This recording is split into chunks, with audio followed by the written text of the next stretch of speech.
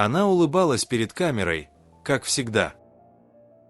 Тысячи зрителей в прямом эфире писали ей теплые слова, ставили сердечки, восхищались ее красотой и голосом. Но никто из них даже не подозревал, это будет ее последний стрим. Через несколько часов ее найдут в горах. Телефон разбит. Одежда порвана. А под ногтями следы борьбы. Юн Дже. Имя, которое еще недавно было синонимом радости и искренности. Сегодня холодный шепот, от которого мурашки бегут по коже.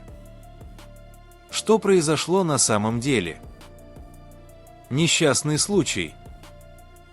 Ревность? Или тщательно спланированное убийство? Юн Джиа родилась в Южной Корее. С юности мечтала о сцене и известности. Училась с обычными успехами, но больше времени проводила в интернете. Сначала вела прямые эфиры ради общения. Позже стала популярной, зрителям нравился ее спокойный голос и искренность. Она быстро набрала десятки тысяч подписчиков. Каждый стрим приносил ей новых поклонников. Некоторые из них начинали относиться к ней слишком навязчиво. Особенно один мужчина, который называл себя ее настоящим фанатом. Он постоянно писал, звонил, появлялся под разными именами. Джиа старалась не обращать внимания, но со временем стала бояться выходить одна. В последний месяц она выглядела усталой. Говорила, что хочет сделать паузу. Но вечером 11 октября она снова включила камеру. Этот стрим стал последним. 11 октября Юн Джиа вышла в прямой эфир, как обычно. На лице улыбка, в голосе спокойствие. Она говорила с подписчиками, шутила, благодарила за поддержку. Но зрители заметили, что в какой-то момент ее взгляд стал напряженным. Она часто смотрела в сторону двери, будто кого-то ждала. Ближе к концу эфира Юн неожиданно замолчала. В комментариях начали писать: «Ты в порядке? Что случилось?» Она ответила коротко: «Все нормально. Потом расскажу». После этого стрим оборвался. Через несколько часов она не отвечала на звонки. Телефон перестал определяться в сети. А утром следующего дня полиция получила сообщение: машину Джиа нашли на обочине у подножия гор. Внутри были ее вещи, сумка и телефон со следами удара. От самой актрисы не было ни следа. После обрыва эфира Юн Джиа не выходила на связь. Друзья подумали, что она просто взяла перерыв, как раньше. Но когда она не ответила даже матери, началась тревога. На следующее утро полиция объявила ее пропавшей без вести. Сразу начались поиски по камерам наблюдения, по GPS телефона, по следам машины. Последний сигнал телефона был зафиксирован недалеко от горного массива в районе Йинпчон. Добровольцы и кинологи прочесывали леса, овраги, ручьи. Через 2 суток нашли следы борьбы, оборванную ткань, следы обуви, отпечатки на влажной земле. Еще через несколько часов – тело. Оно лежало между камнями с признаками удушения. На шее – след от веревки. На руках – следы того, что она пыталась сопротивляться. Полиция сразу исключила несчастный случай. Слишком много улик говорили о насилии. А рядом с местом обнаружения нашли предмет, похожий на бейсболку с логотипом, который ранее часто носил один из ее поклонников. Его звали Пак Йон Хо. Мужчина 30 лет, известный в фанатской среде как VIP-донатор. Он переводил Юн Джиа крупные суммы, дарил подарки и часто появлялся в чате во время ее стримов. Сначала она относилась к нему с благодарностью, но позже начала избегать. Пак стал навязчивым. Он требовал, чтобы она отвечала только ему, писал десятки сообщений в день, ревновал даже к обычным зрителям. Когда Джиа перестала отвечать, он начал угрожать. В переписке сохранились слова: «Если не хочешь говорить со мной, я сам найду тебя». После ее исчезновения полиция быстро вышла на него. В день последнего стрима камеры наблюдения зафиксировали его машину на трассе, ведущей к тому самому району, где нашли тело.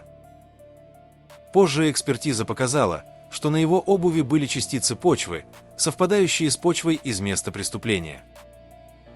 На допросе он отрицал все. Сказал, что просто хотел поговорить и не успел встретиться. Но когда следователи нашли в его телефоне удаленные фотографии с ее последнего эфира и карту маршрута к месту обнаружения, стало ясно – это не совпадение. После допроса Пак Йон Хо стал главным подозреваемым. Но следствие рассматривало и другие версии. Первое – убийство на почве ревности.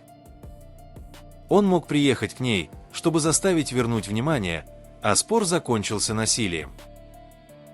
Эту версию поддерживало все – их переписка, его агрессия, следы борьбы и характер повреждений. Вторая – совместная встреча, которая вышла из-под контроля. Пак утверждал, что она сама пригласила его, чтобы обсудить угрозы, которые получала от других зрителей. Но телефонные данные показали, что она не писала ему в тот день ни одного сообщения. Третья версия – участие еще одного человека. Свидетель, живущий неподалеку от гор, рассказал, что слышал шум мотора и женский крик примерно за час до предполагаемого времени смерти. Он видел две машины, уехавшие почти одновременно. Однако второй автомобиль так и не нашли. Полиция исключила вариант самоубийства. Причины были очевидны: следы борьбы, оборванная одежда, синяки на запястьях и веревка, завязанная узлом, который невозможно сделать одной рукой. Сомнений не осталось – это убийство. Следствие восстановило последние часы жизни Юн Джиа. Вечером после стрима Пак Йон Хо приехал к ее дому. Он поджидал ее возле парковки, где не было камер. Когда она вышла, он настоял, чтобы они поговорили. Она села в его машину, возможно, из страха или чтобы закончить этот разговор навсегда. Через час они прибыли в горную местность. Пак утверждал, что хотел просто извиниться и поговорить без свидетелей. Но в машине началась ссора. Джиа пыталась позвонить кому-то, звонок был зафиксирован, но оборвался через 3 секунды. На заднем сиденье нашли следы ее ДНК и волокна веревки, совпадающие с теми, что были на месте убийства. Экспертиза установила, она умерла от удушения, а перед этим была избита. Смерть наступила примерно в течение 5 минут. Пак пытался инсценировать нападение, бросил тело между камней и уехал. Через несколько часов он вернулся домой, отмыл машину и удалил переписку. Но не смог избавиться от улик. Под ногтями Джиа нашли его эпителиальные клетки. Это стало решающим доказательством. Пак Йон Хо был арестован спустя 3 дня после обнаружения тела. Во время допросов он постоянно менял показания. Сначала говорил, что не видел Джиа в тот день. Потом утверждал, что она сама поехала с ним добровольно. Позже признал, что толкнул ее в порыве гнева. Следствие собрало достаточно доказательств: записи камер, отпечатки, следы ДНК, повреждения на его руках. Все они совпадали с моментом убийства. На суде Пак пытался изобразить раскаяние, говорил, что любил ее слишком сильно. Но судья не поверил. Прокуратура запросила пожизненное заключение. В ходе слушаний обнародовали шокирующие детали. За несколько недель до убийства он купил ту самую веревку, найденную на месте преступления, и заранее искал в интернете маршруты в горную зону. Это доказывало, что преступление было спланировано. Суд приговорил Пак Йон Хо к пожизненному сроку. На оглашение приговора мать Юн Джиа не выдержала, она упала в обморок. Судебный зал погрузился в тишину. Никто не радовался, даже после того, как убийца получил наказание. Потому что справедливость не вернет ту, кто просто хотела жить и делиться добротой. Прошли недели. Ее канал больше не активен, но тысячи людей продолжают заходить туда каждый день. Они пересматривают последний эфир, тот, где Юн Джиа улыбалась, не зная, что за дверью уже ждет ее смерть. Комментарии под видео превратились в стену памяти. Люди пишут: «Ты спасала нас от одиночества, жаль, что никто не спас тебя». Каждое слово, как свеча на холодном экране. Следствие закрыто, убийца наказан, но вокруг ее имени до сих пор много боли. Некоторые фанаты уверены, что рядом с ней в ту ночь был не один человек. Что кто-то помогал скрыть следы. Но правда уже похоронена вместе с ней. Сегодня, когда включают запись ее стрима, кажется, что она все еще жива. Тихо говорит своим зрителям: «Не теряйте надежду». И эти слова звучат особенно страшно, зная, чем все закончилось. Юн Джиа ушла, но ее голос остался. Он стал напоминанием, что даже те, кто дарит другим радость, могут скрывать боль, которую никто не замечает. Камера больше не включится. Юн Джиа больше не скажет ни слова. Но ее последний стрим до сих пор живет в сердцах тех, кто его видел. Она стала символом того, как доброта не всегда спасает от зла. И напоминанием, что за экраном может прятаться боль. Если ты слышишь эту историю, не молчи. Напиши, откуда ты. Оставь комментарий, чтобы память о Юн Джиа не исчезла.